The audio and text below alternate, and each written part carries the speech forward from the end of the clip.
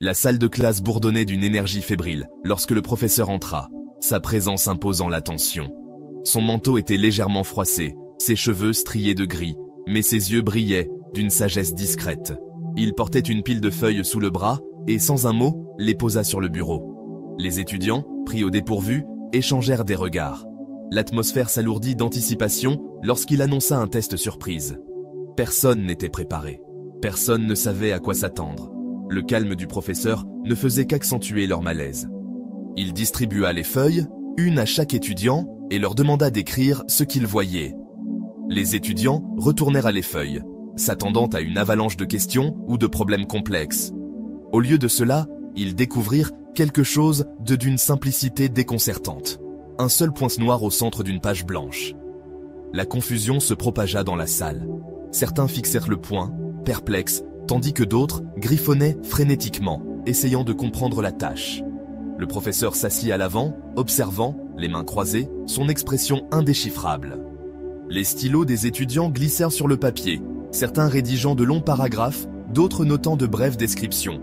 Le point accaparait leur attention. Il était petit, frappant, impossible à ignorer. Pour certains, il semblait être une imperfection, une marque qui perturbait la pureté de la page blanche.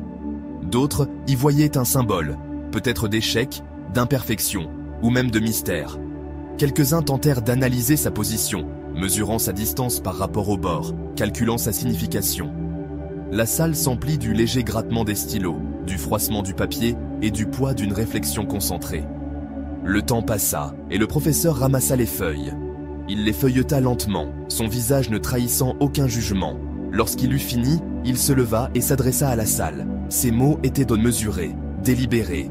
Il nota que chaque réponse décrivait le point noir, sa taille, sa forme, sa position. Certains avaient élaboré des théories complexes sur sa signification. D'autres s'étaient contentés de cataloguer ses caractéristiques. Mais aucun étudiant n'avait écrit sur le papier blanc qui l'entourait. L'immense étendue d'espace vierge qui dominait la page était passée inaperçue. Le professeur marqua une pause, laissant l'observation s'installer. Les étudiants remuèrent sur leurs chaises, une prise de conscience naissante s'insinuant en eux. Il expliqua que le test ne portait pas du tout sur le point. Il s'agissait de perspective. Le point noir, aussi petit soit-il, avait capté toute leur attention, tandis que le papier blanc, propre, ouvert, plein de possibilités, avait été ignoré. La vie, dit-il, ressemblait à cette page. Elle était remplie de moments de beauté, de gentillesse et de joie discrète. Mais les gens se focalisaient souvent sur les petits points noirs. Une opportunité manquée, une difficulté financière, un moment de douleur. Il parla de la manière dont l'esprit gravitait naturellement vers les problèmes, amplifiant les défauts et négligeant les bénédictions. Un mot dur pouvait éclipser une journée pleine de chaleur. Un léger revers pouvait occulter des semaines de progrès. Les étudiants écoutaient, leur confusion initiale cédant la place à l'introspection.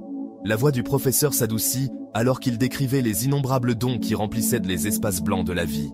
La chaleur du soleil sur la peau, le réconfort d'une chanson familière, le sourire fugace d'un inconnu. Ces choses constituaient l'essentiel de l'existence, mais elles étaient si facilement oubliées. La leçon toucha profondément. Un étudiant pensa au matin passé, à avaler son petit déjeuner en hâte, sans jamais s'arrêter pour savourer le goût du pain frais ou le calme de l'aube. Un autre se remémora les soirées perdues dans l'inquiétude, ignorant les rires des proches dans la pièce d'à côté. Les mots du professeur peignaient un tableau vivant. La vie n'était pas la somme de ses problèmes, mais l'étendue de sa bonté. Les points noirs, maladies, pertes, conflits, étaient réels, mais petits dans l'ordre des choses. Se concentrer uniquement sur eux, c'était manquer la beauté de l'ensemble. Le professeur poursuivit, sa voix stable, mais empreinte d'une passion discrète. Il parla de la manière dont la perspective façonnait non seulement la pensée, mais aussi la santé, le bonheur et la résilience. En entraînant l'esprit à remarquer les espaces blancs, on pouvait trouver l'équilibre même dans le chaos. Une promenade dans un parc pouvait apaiser un cœur troublé. Un moment de gratitude pouvait alléger le poids du désespoir. Les étudiants ressentirent un élan intérieur, un sentiment que cette leçon simple renfermait une clé vers quelque chose de profond. À la fin du cours, les étudiants quittèrent la salle changés. Le test du professeur n'était pas un test, mais un miroir tendu à leurs esprits. Ils commencèrent à remarquer les espaces blancs dans leur propre vie. L'un trouva de la joie dans le craquement des feuilles sous ses pas en rentrant chez lui. Un autre s'arrêta pour apprécier la chaleur d'un repas partagé, le tintement des assiettes rappelant les liens humains. La leçon perdura, remodelant leur façon de naviguer dans le monde. Les jours devinrent des semaines, et les étudiants portèrent à la sagesse du professeur avec eux. Face aux défis, un délai manqué, une relation tendue, un moment de doute, ils pensaient au papier blanc.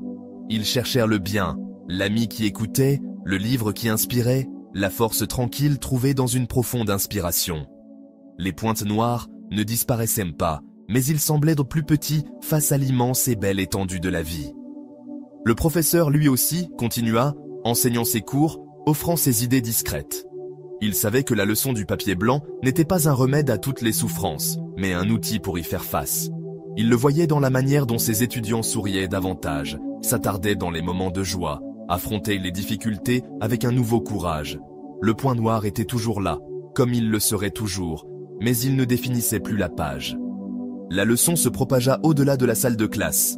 Un étudiant la partagea avec un ami en difficulté qui commença à remarquer les petites joies de sa journée.